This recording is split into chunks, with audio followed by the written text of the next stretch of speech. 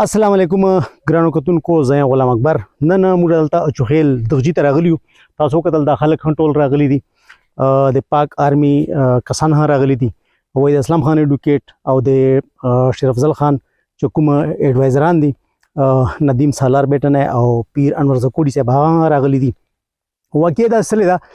چې دلته دوه مورج د درې مورج د باران لګیا ده او دلته ماشومان لیبې کوي په دغه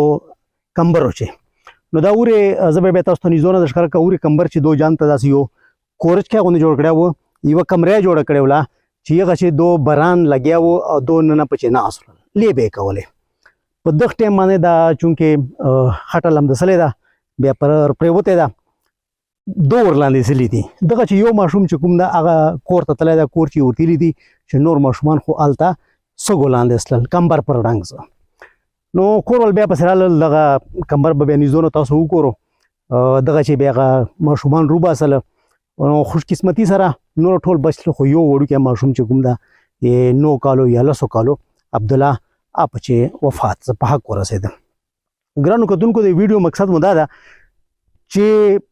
کم از کم اول خو اسې هنه د پکار چې دغه سه جانو چې ماشومان لیبې کوي خو کله لیبې کوي عام حالت چې بیا خو ټیک ته خو چې لږ موسم خرابېږي نو دا مهرباني کوو چې دا ماشومان چې کوم دي دا بیا لږ سمبالو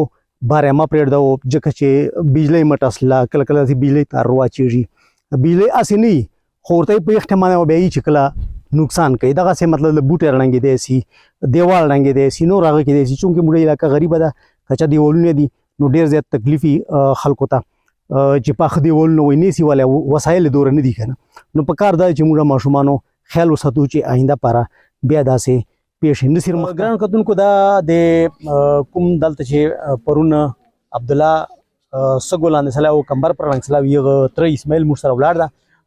د به خبر ورته کی چې دوته د اطلاع چرنګ ملاو سره د واقعیا اصل چې وچرنګ دا خو په موقع چلور کسانو کنه لیبې کولې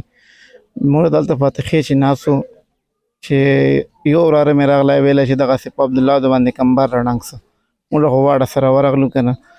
یو مو ور وکشه دوام مور وکشه چې درې مور کښې حالات ډېر خراب و عامو چې لکۍ ته رساو د تراپور پرې کلکه دوه خو ښه په صحت دي اوس ماشاءالله خدای پاک ښه صحت ورکړه تاسو چیرې ریسکیو ته یا شاته اطلاع مو کړې ولا نه اطلاع ټیم نه و دوره ریسکو ته مو اطلاع نه وکړې بس دلته ګاډی ولاړو یخ چې مو سیخ واچول چې هسپتال ته مو ورسول خو یو دغه نه ډېر خراب و چې ورې مو ورساو د پرګۍ باندې هغه و دوه ته بس ورې هغه میلاو سه چې خدای پاک صحت ورکړه ډېره مهرباني ګرانو کتونکو د عبد الله تر خبرې تاسو واورېدلې یوه خبره تاسو ته کوم چې خدای دې داسې حادثاتو نه هر څوک وساتي خو کله داسې حادثه کېږي نو 1122 ریسکیو هغه ته دې پر اطلاع کوو چې دوی نه چوخیل نه در لکۍ پر رسېدې باندې کم از کم 20 منټه ټایم لګېږي او هغه امبولانس که دلته راغلی وی نو هغه چې فرسټ ایډ سامان موجود دي اکسیجن موجود دي نو دا ممکنه ده چې خدای دا ماشوم بچ کړی وی نو لږ دا مهرباني کوو چې دغسې حادثه ووري اوبه یا چېرته داسې کوټه یا دیوالونه ړنګ نو کوشش دا کو چې اول 1122 ته اطلاع کو کم از کم چې 13 کاډ درې غدې تر وسیړي نو د فرست ایډ دلته ورګی داسې وګڼل لکه هسپتال ته د ډیر ضرور راځه در بلې ویډیو پورې اجازه غواړو د الله پامان